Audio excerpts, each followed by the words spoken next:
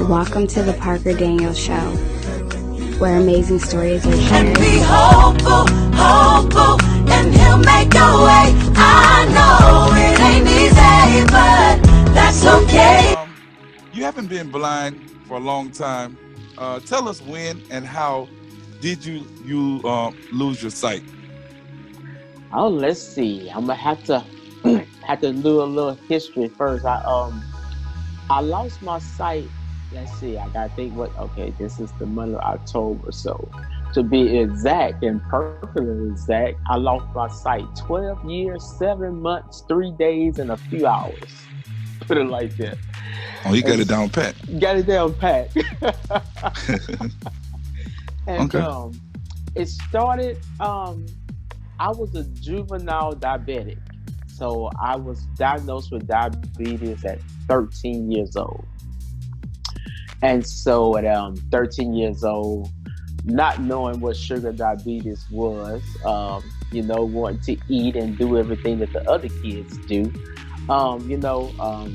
didn't understand it very much. And being a juvenile diabetic as a kid, it was so hard to control it because, I used to wonder why I couldn't eat all those things or I couldn't have what they have.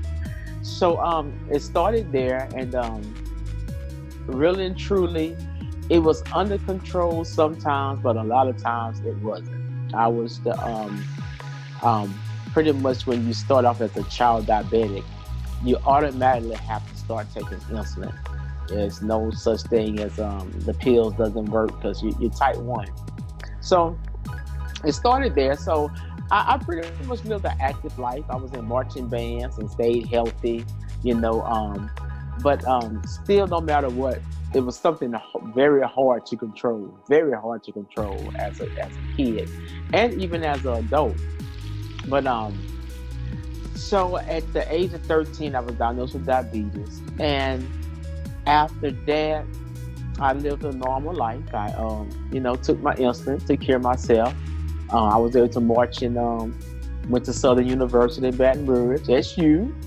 I was able to march in the Human Jukebox. And in that segment right there during my college years, the diabetes actually got worse. I was taking more insulin.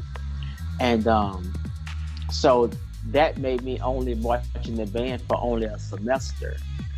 Because Dr. Isaac Griggs, they literally found out that I had diabetes when I went into a diabetic coma one night in my dorm room, and no one knew that I was. Well, it was in my medical records that I was diabetic, but no one actually knew I was diabetic. I wouldn't let anybody see me take a shot. It's like I was ashamed to take out my insulin to give myself a shot and stuff like that. And imagine me at this practice, marching with the band, and I feel my sugar dropping while I'm marching, and I'm putting a peppermint in my mouth. And I want everybody to know it's not easy trying to blow a trumpet with candy in your mouth, So, and so during that time also, so I got out the band. As soon as I got out the band, I got accepted to Southern University School of Nursing. So I wouldn't have been able to march the whole 4 years anyway, being in nursing school, because nursing school was hard. And so after that, went to Southern for 5 years, decided that I didn't want to be a nurse after my senior year in nursing, got out of nursing, started in the casino industry. Well, I started about when I was about 29. I say around 29. Yeah, 29, and that was about 2006. I went to my mom's house to visit her. I left work from Baton Rouge, and I'm from a small town called Bunkie, Louisiana. And I went to my mom's house to visit her, and visit her. So I say, Mom, I'm gonna take a nap for a while. She said, well, you want to come to the casino with me? I say, nah, I work in the casino industry now. I don't want to go to the casino. So I took a nap, and so when she came home and she woke me up, when I woke up, something was wrong with my sight. It was like half of the room was normal and the other half of the room was red. And I say, wait a minute, something's not right here. So you know how you rub your eyes and you rub your eyes and you're like, what's going on here? So I open my eyes again. Half of the room is red, half of the room is normal. So I told my mom, Mom, I said, what's going on? You got some party lights in here or something? Because that's how I joke. I said, you got party lights on in here? She said, what you talking about, Zeak? Party lights? I said, yeah. I say, half of the room is red, half of the room is clear. So when I took my hand and put over the left eye, the whole room was normal. When I took my hand and put over the right eye, the entire room was red. It was as if someone took a red, something red, and just placed over my central vision. And I said, Mom, something ain't good here. She said, what's wrong? I say, I'm seeing red in one eye, clear in the other eye. So I called my eye doctor. He said, Zeak, come in so we can see what's going on. So I drove like a bat out of hell with the road, the left side of the road looking red, the right side of the road looking normal. And so I drove like a bat out of hell. I went to my doctor, lady of the lake, and they discovered that the blood vessels in my left eye was bursting rapidly. So it was seeping blood all through my central vision. Wow. And they said it was due to high blood sugars. High blood sugars had started rupturing my blood vessels.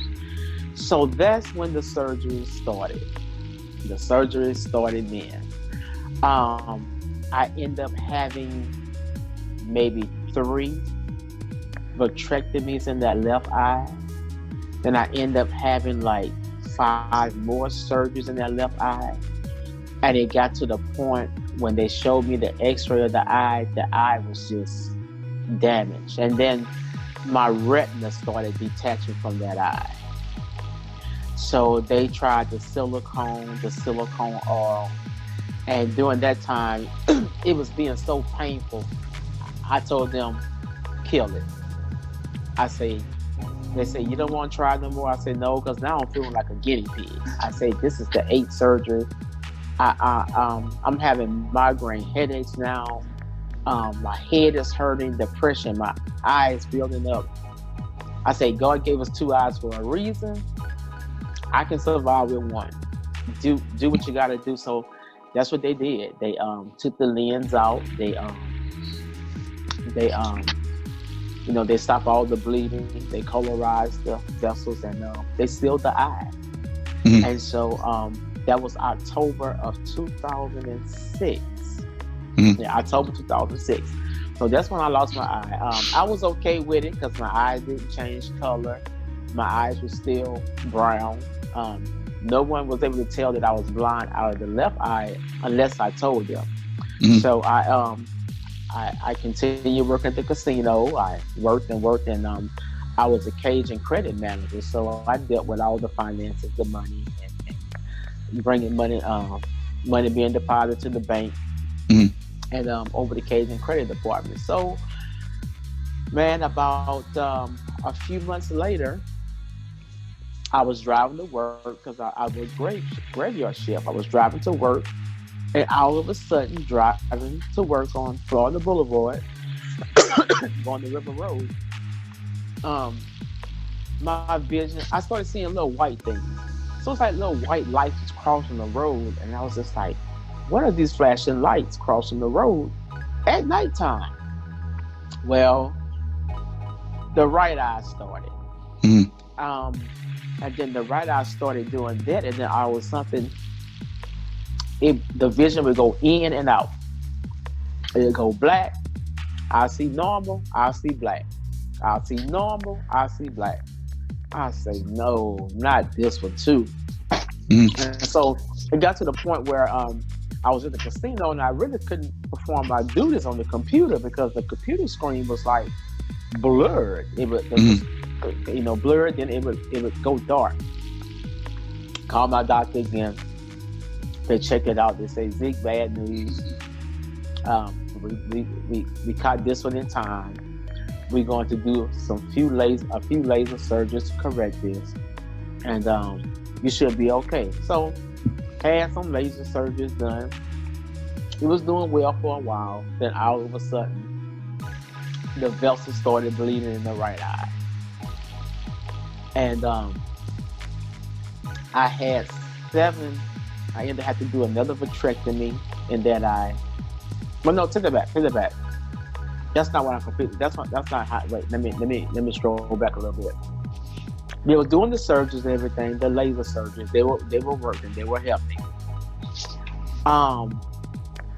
January of 2007, I was in church, singing in the choir, and while we were singing this song, I seen something black in the back of the church going back and forward, and I was just like, what is this? What is this black thing going back and forth in the back of the church? About 2 or 3 minutes into the song, my vision left in the choir stand. It just left. I told my choir director, I said, man, I can't see. He said, what you mean? Maybe you're tired because you didn't work the whole 10-hour shift. This is our second church service. He said, just rest your eyes. And no matter how many times I opened my eyes, I seen nothing.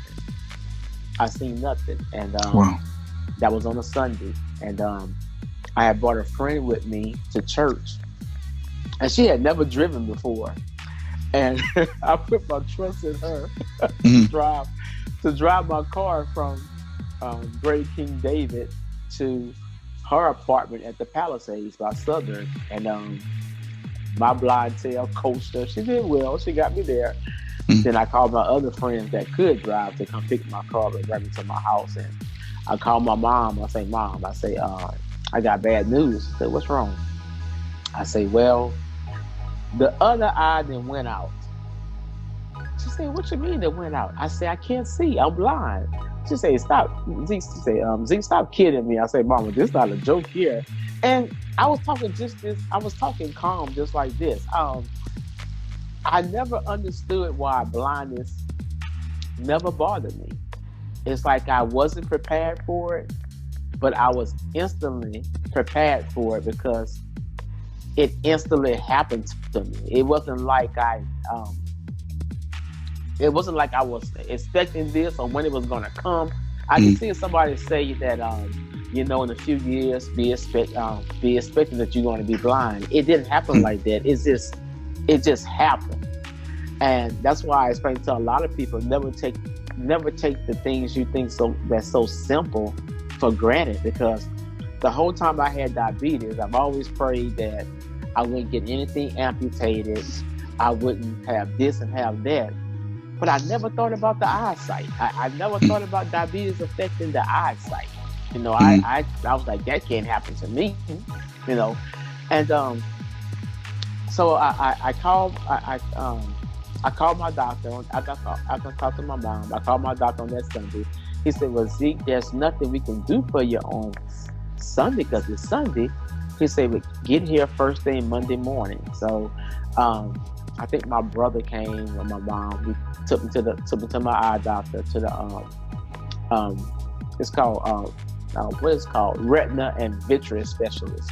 And that's when the journey started there.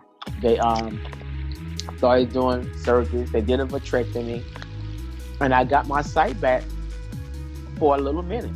Got my sight back in January. So like in February, I got my sight back because I remember so well because February the 16th, I went to New Orleans for Mardi Gras, and I drove there. So I was like, wow, they got my sight back, They was able to manage to get it back. Well, come March the 8th or something like that, it left again. And they did another vitrectomy. So this was like surgery number 6 on the right eye. And they put the silicone oil in my eye, and they say, while the silicone oil in there, I shouldn't be able to see anything until everything started. Well, I went back to the doctor. He said, "Are you seeing anything?" I said, "Yes." I say, I seen Jordan Sparks win American Idol last night." He said, "Huh?" I said, "Yes, I watched American Idol. My face was close to the television, but I was able to see her win American Idol." He said, "Well, you weren't supposed to see anything while the silicone oil in your eyes." So he said, "Let me check your eyes out," and come to find out, I had a bubble. I had a bubble in the silicone. And as the bubble would travel through my eye, when the bubble would get in my central vision, I could see. When the bubble leave out of my central vision, the sight would leave. And he said, "Well, the bubble is not supposed to be in your eye. The silicone is supposed to help you get your retina from detaching." So they numbed my eye. He put the needle in my eye. He took the bubble out, and that's the last thing I saw. So the last two people I seen was my brother, my doctor, and the doctor nurse. Wow. And that's the last thing I seen, and that been since March of 2007. Wow. That's the last thing I seen. So when I lost my sight, I got one last cry out. I cried one time. I literally cried just one time. I said, "Well, let me get this last cry out, and from this day forward, I got to live my life in a complete different way."